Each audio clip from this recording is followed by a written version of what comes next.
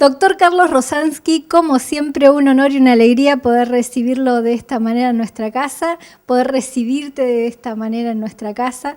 Muchas gracias por brindarnos siempre tu tiempo y tu conocimiento para compartirlo y difundirlo. No, para mí es un placer, Julieta, como siempre, un placer estar con vos. La semana pasada estuvimos escuchando nada más ni nada menos en La Plata, en la ciudad en la que vos residís, a Cristina Fernández de Kirchner, en un discurso que la querrán, no la querrán, pero el país hace mutis cuando ella habla. Pudimos escuchar un mensaje como siempre muy contundente, pero en este caso cuando vamos al tema de la deuda externa, piensa en renegociarla, no en anularla, algo que muchos deseamos, ¿no? Para poder afrontar esta crisis social que estamos viviendo. ¿Cómo viste todo el discurso de Cristina Fernández de Kirchner, la figura más importante que tiene la política argentina hoy? Como siempre, no se cubren las expectativas que cada uno tiene y son distintas, ¿no? Aunque en realidad yo creo por el clima que se vivía, en general la expectativa más compartida era la de algún tipo de anuncio vinculado a su candidatura. Sobre lo económico lo expresó muy bien, con mucha claridad, no es un tema fácil.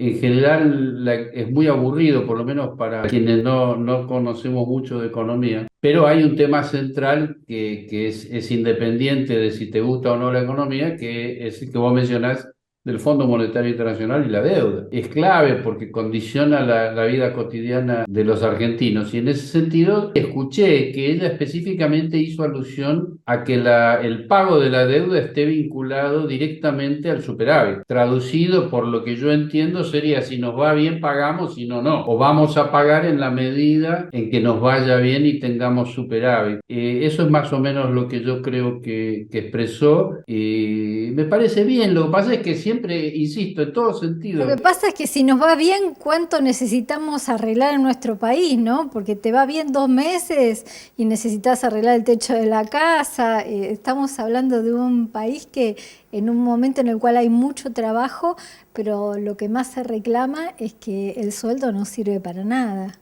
Bueno, y eso tiene vinculación también con algo que vos decías sobre pagar la deuda o anularla, o lo intermedio que es, bueno, pagarla bajo determinadas condiciones. Yo en todo momento pensé y pienso que esa deuda es ilegal y que si es ilegal no se debe pagar. Lamentablemente es así, no se deben pagar las deudas ilegales. Lo que pasa es que una cosa es lo que opinamos nosotros como observadores y otra cosa es lo que desde la política se dice.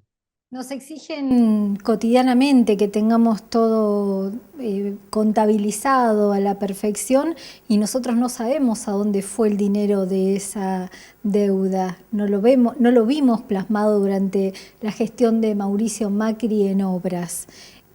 ¿Por qué tanta injusticia y los medios no hacen hincapié en este tema? Bueno, no lo podíamos ver plasmado en obra porque se lo robaron. Es muy difícil saber cuál es el destino del dinero robado. Es un dinero que se fugó, fue fraudulento. Insisto, es fraudulento el mecanismo de toma de esa deuda, fundamentalmente porque se tomó para fugarla, se tomó para apropiársela. Uno es la ilegalidad de origen, que es la que hablábamos, y la otra es cómo esa ilegalidad de origen y ese monto de dinero se traduce en la pérdida de calidad de vida de los habitantes de la Argentina. Una cuestión mayor, justamente mayor y prioritaria. Entonces, me parece que, bueno, algún día tenemos que sentarnos a conversar en serio, primero, por qué se pagan las deudas que no corresponden porque son ilegales y paralelamente, cómo hacemos para no pagarlas. Yo creo que hay especialistas que podrían explicar cómo. Se viene una nueva audiencia de la Comisión de Juicio Político. ¿Cómo ves este proceso en el cual se lucha por lograr hacerle un juicio a la Corte Suprema y devolver algo de justicia? El pedido de juicio político que se está tramitando en diputados tiene una importancia fundamental para el país, más allá de, tengo mis dudas del resultado, estamos hablando del procedimiento. Las dudas tienen que ver con que esta Corte Suprema, sus aliados y socios, que son la derecha de nuestro país, se encargaron, además del saqueo que mencionábamos recién, además de robar a mano llena, se encargaron de desarticular los mecanismos de control. Y uno de los mecanismos de control control, por supuesto, es la Comisión de Juicio Político de la Cámara de Diputados. Digo esto porque si bien hay un sector de la Cámara de Diputados que no solo es activo, sino que además es decente, muy decente, que es quienes intervienen de parte del oficialismo en la Comisión de Juicio Político y los sectores de izquierda, hay otro sector de la Cámara de Diputados que actúa de una manera absolutamente opuesta, que es precisamente el sector de legisladores que representan la derecha de nuestro país, que es quien robó toda esa cantidad de dinero, pero a su vez quien desactivó los mecanismos de control. Fíjate qué manera interesante. Con no tener mayoría absoluta en la Cámara, ya es suficiente para que no puedas tener éxito en un juicio político a la Corte, para dar uno de los muchos ejemplos que se podrían dar. No sé si está claro. Un colega tuyo me decía, bueno, pero esto se parece mucho al juicio que se hizo a Al Capone, no lo agarraron por lo que buscaban, sino por las infracciones económicas, cuando estamos viendo el tema de los desmanejos que se hicieron en la obra social de la Corte Suprema, en la no trazabilidad de los medicamentos, en la dilapidación de dinero que podría haberse convertido en 3.000 millones de pesos si se hubiera puesto en un plazo fijo en lugar de dejarlo en una caja de ahorro. ¿Qué opinión te merece este tema en específico? ¿Es una forma de visibilizar, al menos si no hay justicia, de quiénes estamos hablando y de cómo se comportan con nuestros ingresos, con nuestros recursos? No es comparable, me parece a mí, a Al Capone porque él finalmente fue preso por evasión de impuestos, cosa que acá no va a suceder. De modo que ni siquiera es de esa manera, es mucho menos. Sí, como decís, visibilizar un poco algunas de las tragedias que hay. Pero son desmanejos de fondos de la obra social. Por ese lado tampoco va a pasar nada, nunca pasa nada. No, por supuesto, no, pero no va a pasar. Así se estuviera descubriendo un homicidio tampoco, Julieta, porque hay una decisión política de los representantes de la derecha en la Cámara de Diputados de no llevar adelante ese juicio político. Y esto es algo extremadamente triste, pero real, y tenemos que asumirlo como tal. Entonces, sea lo de la obra social o como te dije, que se descubra un homicidio, tampoco los diputados de la derecha estarían dispuestos a dar quórum, por lo menos para lo que hace falta, que es la acusación en el Senado, ¿no? Que es la siguiente etapa. Tampoco va a pasar nada entonces con el tema de la coparticipación y cómo fue manejada. Las testimoniales que se vienen con D'Alessandro. El tema de la coparticipación y los fallos desastrosos de la Corte Suprema es exactamente igual que lo que venimos conversando. Pensá que hay decenas de denuncias. Nosotros con Eduardo Barcesat hemos hecho varias que tampoco prosperaron, incluso una de ellas fue por un fallo respecto de una niña de 3 años, que la Corte dictó un fallo brutal que ordena separarla de su madre en Argentina y mandarla a Francia con su agresor, su padre violento francés. De modo que son muchos los frentes en los cuales la Corte Suprema demostró que son 4 personas inhábiles para ese cargo, hablando en el mejor de los términos, inhábiles, lo hacen con maldad. Por lo tanto, son muchos los argumentos y las causales. Ninguna de ellas, a mi entender, va a convencer a ningún diputado de la derecha. Hoy hablamos de Cristina y no te pregunté en tu lectura del discurso si crees que ella se va a volver a presentar o que en realidad no debemos hacernos los rulos al respecto. Yo creo que sí. Estaba ahí escuchando eso y me causó gracia la forma de expresarla, ya los rulos. Y te digo algo en confidencia.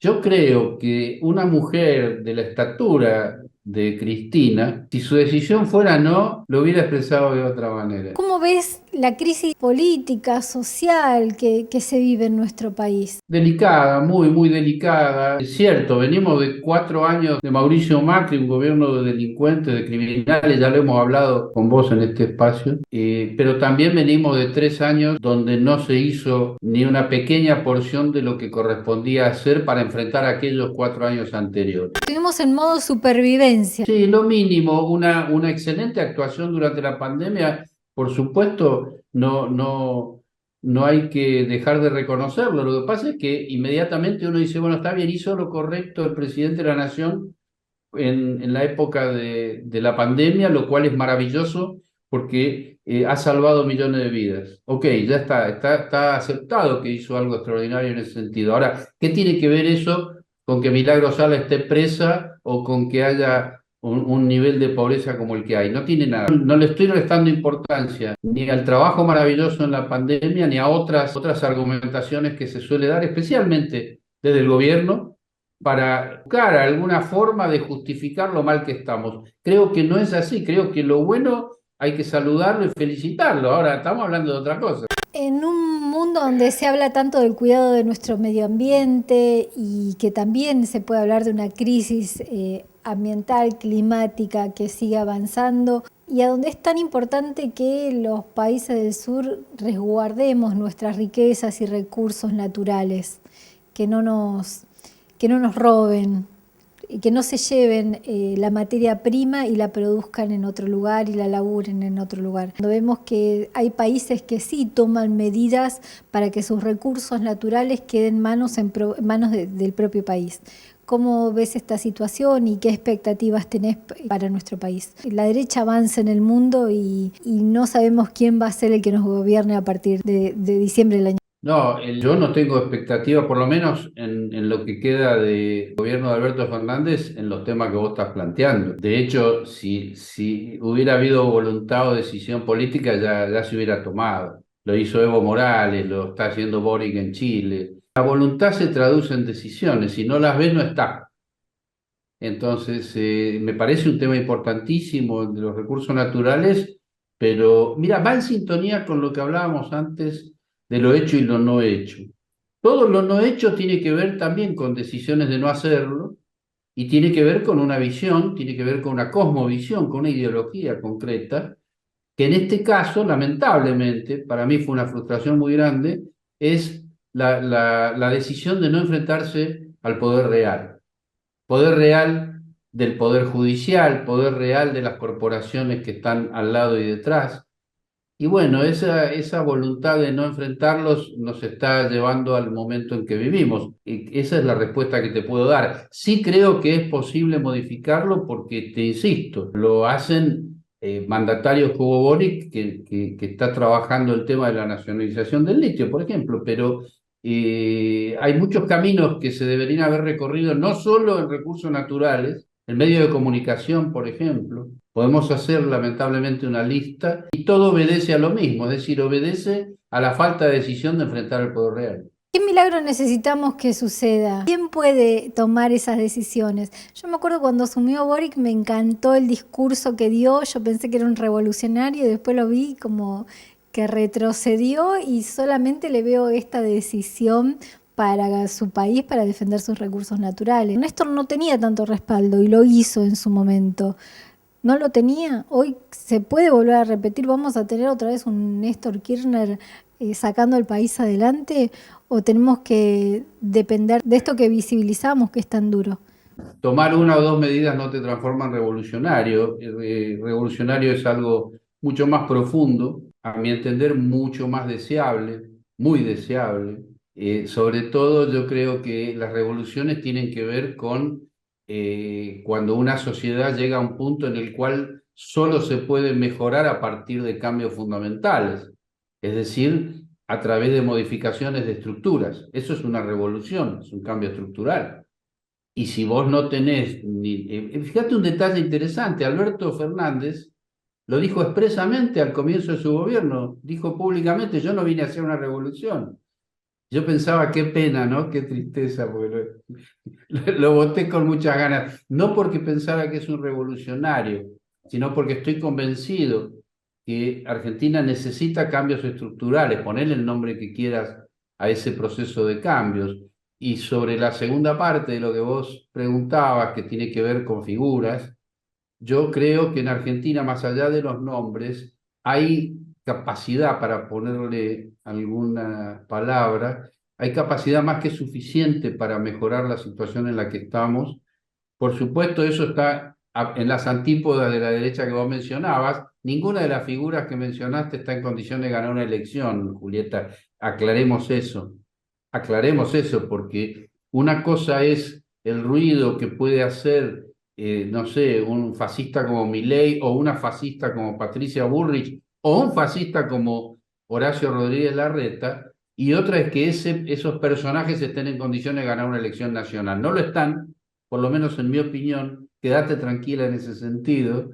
Y quienes sí están en condiciones, que a mí me parece claramente, objetivamente, es desde el sector del Frente de Todos, sería esperable que pudieran, no sé, sumar algunos dirigentes, pero algunos dirigentes progresistas, no nos confundamos, porque a veces cuando hablan de acordar, uno tiembla y con razón, así que aclaro, sumar a algunos dirigentes progresistas, creo que desde ese lugar es el que se puede realmente modificar estructuras, o sea, desde el progresismo, en todos los sentidos que le quiera dar a la palabra, y en síntesis, bueno, si uno tuviera que ponerle un nombre propio, sería Cristina Fernández de Kirchner. Yo no tengo duda de eso, no tengo ninguna duda. Ahora, habrá que ver cómo sigue, pero sí, Cristina Fernández de Kirchner está en condiciones de hacer un cambio muy importante en el país.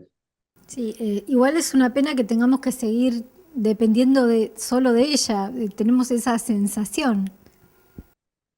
Sí, pero no es casual. O sea, yo te hablaba al comienzo de la desarticulación de los mecanismos de control y el trabajo. Lo único eficiente que hizo la derecha es destruir, es desarmar mecanismos de control, es robar. Esas cosas las han hecho muy bien y parte de lo que han hecho bien es precisamente que hoy tengamos que decir que Cristina es la única figura en esa estatura. No estamos diciendo que no haya dirigentes, porque se podría hacer una lista de dirigentes del Frente de Todos absolutamente capaces. Lo que pasa es que cuanto más degradado está el sistema democrático en nuestro país, más crítica es la situación, más necesidad hay de figuras totalizadoras como es Cristina Fernández de Kirchner. Esa es la razón por la cual uno no puede dar demasiados nombres. Vos estás en La Plata y en estos días hubo un pequeño vientito y se voló el techo del Teatro Argentino donde habló Cristina. ¿Eso crees que es producto realmente de un fenómeno meteorológico o del vandalismo? No lo sé porque es la primera noticia que tengo, no lo vi lo que decís. Eh, yo creo que los mecanismos de sabotaje son tan enormes, están tan desarrollados en nuestro país que yo no descartaría ninguno, ni siquiera el de los fantasmas. Me sorprendió, bueno, no me sorprendió, pero en el último tiempo escuchamos mucho las noticias de Rosario y cómo avanza el narcotráfico en la Argentina. ¿Ha cambiado, está cambiando, va rumbo a seguir cambiando radicalmente y avanzando de una forma tan intensa este tipo de delitos?